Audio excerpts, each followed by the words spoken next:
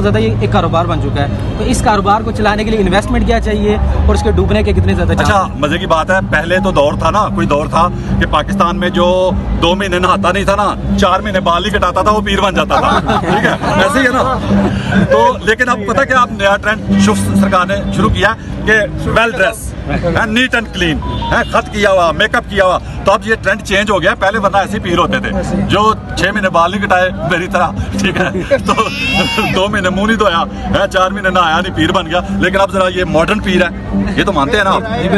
कारोबार को चलाने के लिए इन्वेस्टमेंट क्या चाहिए? इन्वेस्टमेंट यार, बंदे को तेज होना चाहिए बस, हरामी होना चाहिए, फ्रॉडिया होना चाहिए, टॉप लेवल का, और 2-4 चेले होने चाहिए नहीं, और थोड़े से इदारों में तल्लुकात भी होने चाहिए, ताकि वो जब मतलब पीर साहब को पकड़ने आ जाए, कोई चैलेंज करने आ जाए, तो इंतजामिया तो खड़ी हो जाए ना। पीछे उसके ये आज तो नहीं खड़ी है ना, हम मजाक कर रहे हैं ना। वैसे महंगाई का दौर है, अगर एक भाई का कारोबार चल रहा है तो इसमें क्या हर्ज है? यार, भाई का कारोबार शिरक फैला के ना करे। सुनो, हमारा तो ये मौक़िफ़ है कि वो नबी पाक सल्लल्लाहु का नाम लेके, अच्छा मेरा चैलेंज है जी, ये अक्सर लोग उसकी हमायती पता क्या कहते हैं, वो जी खत्म नबूवत के लिए काम कर रहा है। मुझे बता दे, मेरे घर में 14 साल के 13 साल के बच्चे ने मुझसे सवाल किया एक दिन कि बताएं कि वो कौन सा खत्म नबूवत के लिए काम कर रहा है, क्या काम किया उसने आज तक, कोई काम बताए ना।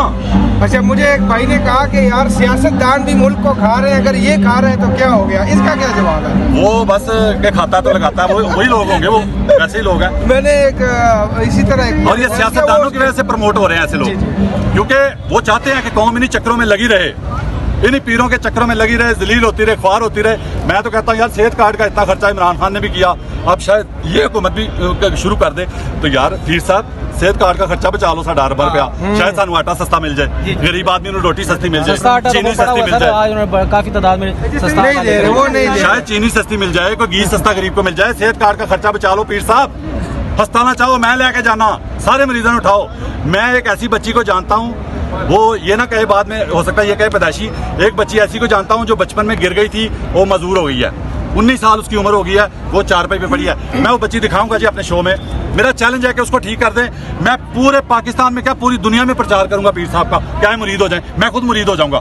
और बताएं, पीरों को छोड़ दें, चलो पीर तो उसके पेटी पर है ना, जब पीर कहते हैं आपने को, वो तो पेटी पर हो गए।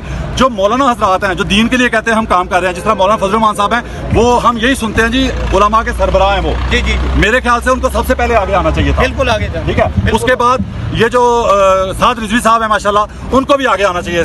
मैं दावत देता हूं उनको कि आप आगे आएँ। एक मेरे खिलाफ प्रोग्राम कर रहा है एक माशाल्लाह मौलाना साहब हैं, वो कहते हैं जी सैयदजादा पता नहीं कोई हमारे एडमन से कोई उसने बदतमीजी की, ठीक है, तो उसने भी आगे से बदतमीजी कर दी, तो वो प्रोग्राम उसने कर दिया यूट्यूबर ने कि जी सैयदजादे के साथ बदतमीजी होगी। तो फिर अगर देखा जाए तो जिसके खिलाफ हम आए हुए हैं, ये भी कहता है मैं सैयदजादा हूँ, तो बख्श दे। किरदार मैं नहीं रखता, सैयदजादा कोई अपने नाम के साथ लिख ले तो वो कोई मायने नहीं रखता।